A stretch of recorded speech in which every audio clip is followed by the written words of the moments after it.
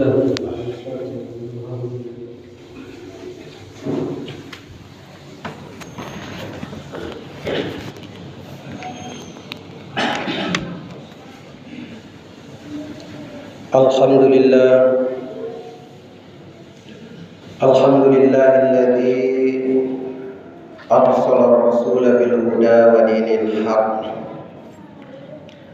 liyudhhirahu 'ala dini kullihi wa kafa billahi shahida.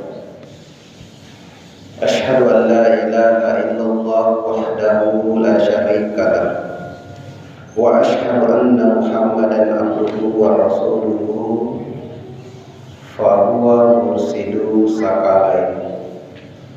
Allahumma shalli wa sallim ala hasan nabiyil karim Muhammadin wa ala alihi wa sahbihi ajma'in, amma ba'd. Ya ibadallah, ittaqullaha haqqa tuqatih wa la tamutunna illa wa antum muslimun.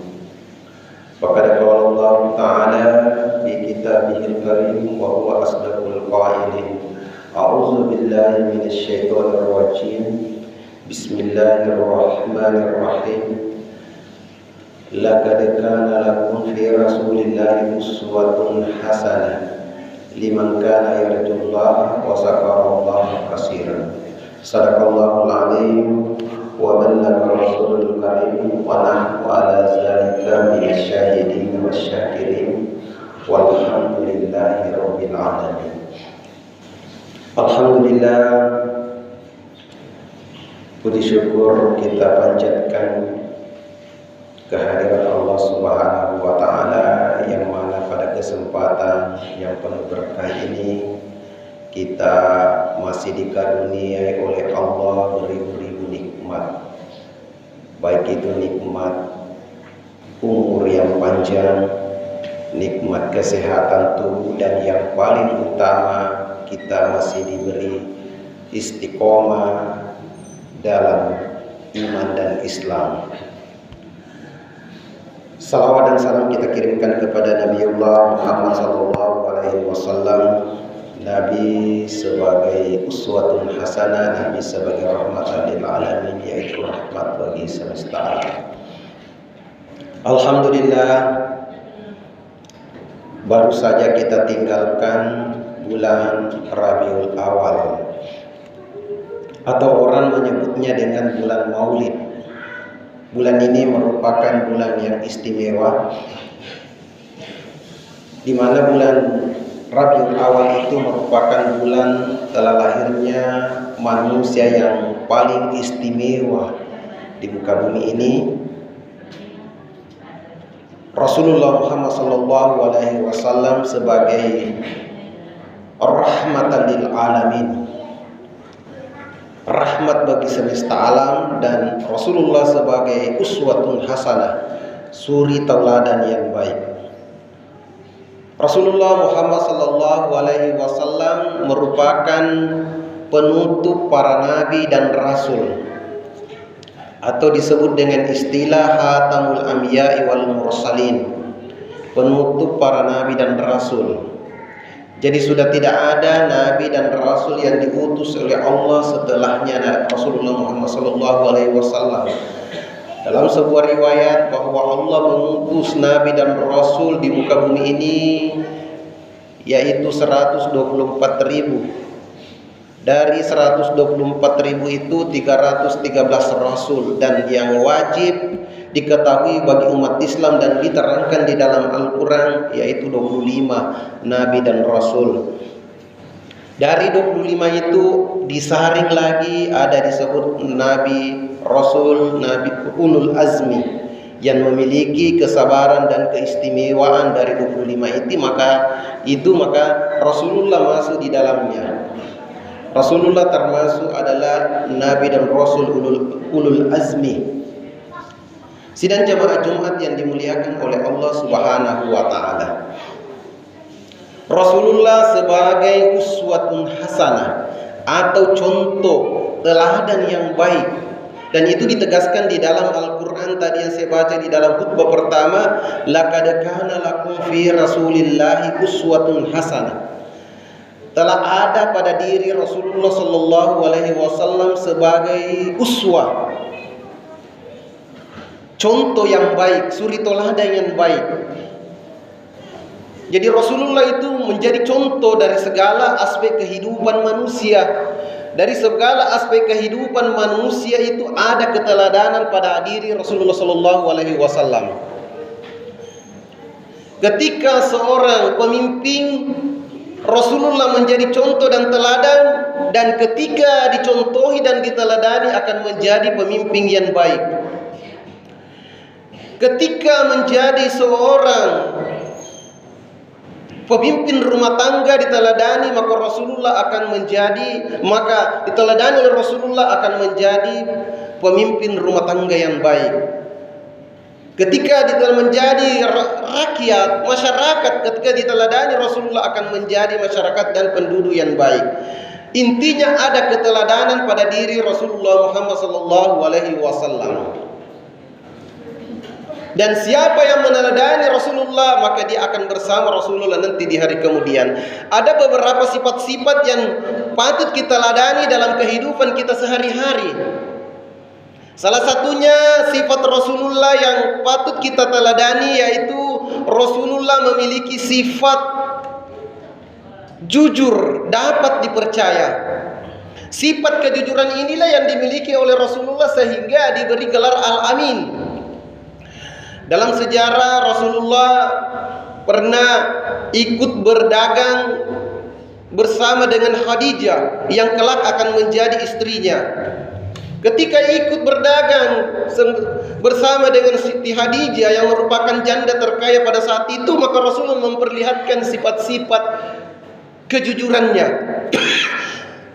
Maka sifat kejujuran inilah yang memikat hati Siti Khadijah sehingga ingin meminang Rasulullah sallallahu alaihi, ingin menikah dengan Rasulullah sallallahu alaihi wasallam. Maka sifat keteladanan inilah yang harus kita ikuti, sifat kejujuran, dapat dipercaya, dapat memegang amanah. Karena memang Rasulullah sallallahu alaihi dalam Al-Qur'an memang ditegaskan, innallaha ya'muru an tu'addul amanati ila ahliha. Sesungguhnya Allah menyuruh kalian untuk menunaikan amanah kepada yang berhak menerimanya. Maka amanah ini merupakan sifat yang mesti dimiliki oleh kita umatnya. Suatu ketika Rasulullah sallallahu alaihi wasallam telah kedatangan penduduk gunung bertanya kepada Rasulullah, wahai Rasulullah, apakah ajaran Islam yang paling sulit kita amalkan dan apa yang ajaran Islam yang sangat mudah yang kita amalkan? Maka Rasulullah menjawab bahwa ajaran Islam yang paling mudah kita amalkan, yang kita lakukan adalah mengucapkan 2 kalimat syahadat. Itulah yang paling mudah kita lakukan. Tapi apa yang paling susah, kata Rasulullah, yang paling susah kita amalkan dan paling susah kita implementasikan dalam kehidupan sehari-hari kita adalah menunaikan amanah kepada yang berhak kepada yang berhak. Inilah yang paling susah. Baik amanah kepada Allah, amanah kepada keluarga, amanah kepada rakyat. Kalau seorang pemimpin amanah terhadap rakyatnya, inilah yang paling susah. Tapi siapa yang melaksanakan amanah ini, maka itulah yang nanti akan mendapatkan syafaat dan naungan nanti di hari kemudian. Inilah sifat Rasulullah yang patut kita teladani dalam kehidupan kita sehari-hari, memiliki sifat jujur, amanah, menjalankan melaksanakan amanah dengan baik. Kemudian sifat Rasulullah yang patut kita teladani dalam kehidupan kita sehari-hari, terutama adalah seorang pemimpin, adalah memiliki sifat teguh, pendirian tegas dalam memegang teguh kebenaran. Sikap keteguhan yang dimiliki oleh Rasulullah sallallahu alaihi wasallam patut dicontoh dan diteladani, terutama seorang pemimpin. Suatu ketika Rasulullah sallallahu alaihi wasallam ditawarkan oleh kafir Quraisy dengan melalui pamannya Abu Thalib dengan ingin memberikan berupa Dispensasi berupa hadiah kepada Rasulullah berupa harta, perempuan yang cantik dan jabatan yang tinggi dengan syarat meninggalkan pekerjaannya menyebarkan Islam, mendakwakan agama Allah. Maka apa kata Rasulullah melalui famannya, ya ammi, law wada samsi fi yamini wal qamar fi yazari, ala an atruku hasal amru ma taraktuhu illa ma dhahara Allah au duna dzalik. Ya ammi, wahai pamanku, law wada samsi, seandainya matahari diletakkan di tangan kanan saya, wal qamar fi yazari, dan rembulan di tangan kiri saya, ala an atruku hasal amr, untuk meninggalkan pekerjaan ini menyebarkan agama Allah, ma taraktuhu, maka saya tidak akan meninggalkan ini sampai Allah menampakkan kemenangan agama ini atau aku harus binasa karenanya. Begitulah ketegasan Rasulullah dalam memegang teguh kebenaran. Maka inilah yang harus kita contohi. Kalau itu memang merupakan kebenaran tegas, maka pertahankan kebenaran itu. Dan itu merupakan sifat ciri yang dimiliki oleh umat Rasulullah. Di dalam Quran surat Al-Fat ayat 29, Muhammadur Rasulullah alladzina ma'ahu asyiddau 'alal kufar. Muhammad dan bersama orang-orang yang mengikut kepadanya keras terhadap orang-orang kafir. Tegas yang dimaksud di sini bukan berarti harus tidak bertetangga, tidak mau bergaul, tidak mau bertetangga, tidak mau bergaul dengan orang-orang di luar dari Islam, bukan itu. Tapi tegas yang dimaksud di sini tegas memegang teguh kebenaran dalam agama, konsisten dalam memegang teguh kebenaran dalam agama. Kemudian sifat terakhir yang selanjutnya dimiliki yang patut kita teladani dalam kehidupan kita sehari-hari, terutama dalam era sekarang ini, era media sosial, era digitalisasi, adalah sifat yang mampu menjaga perasaan orang lain. Artinya menjaga ketersinggungan orang lain baik melalui perkataan dan perbuatan. Karena Rasulullah mengatakan di dalam sebuah hadisnya, man kana yu'minu billahi wal yawmil akhir falyakul khair aw liyasmut. Barang siapa yang beriman kepada Allah dan hari akhir, falyakul khair, hendaklah dia mengucapkan perkataan yang baik. Kalau tidak bisa berkata dengan yang baik, auliyasmut, maka diam. Inilah contoh sifat Rasulullah yang mesti kita teladani, adalah senantiasa menjaga perkataan-perkataan yang dapat membuat ketersinggungan terhadap sesama. Begitu sifat kepedulian sosial yang dimiliki oleh Rasulullah. Pada suatu ketika Rasulullah Shallallahu Alaihi Wasallam di pasar Madinah, Rasulullah bertemu dengan seorang pengemis buta Yahudi, pengemis buta Yahudi yang senantiasa berteriak-teriak di pasar bahwa mengatakan bahwa, wahai sekalian, ketika Anda bertemu dengan Muhammad, ingat Muhammad itu adalah seorang pembohong dan penyihir. Maka ketika itu Rasulullah mendengar perkataan itu, Rasulullah tidak marah, bahkan Rasulullah tersenyum dan menghampiri pengemis buta itu yang Yahudi dan memberikan makanan. Bahkan Rasulullah meminta menyuapi pengemis Yahudi buta itu.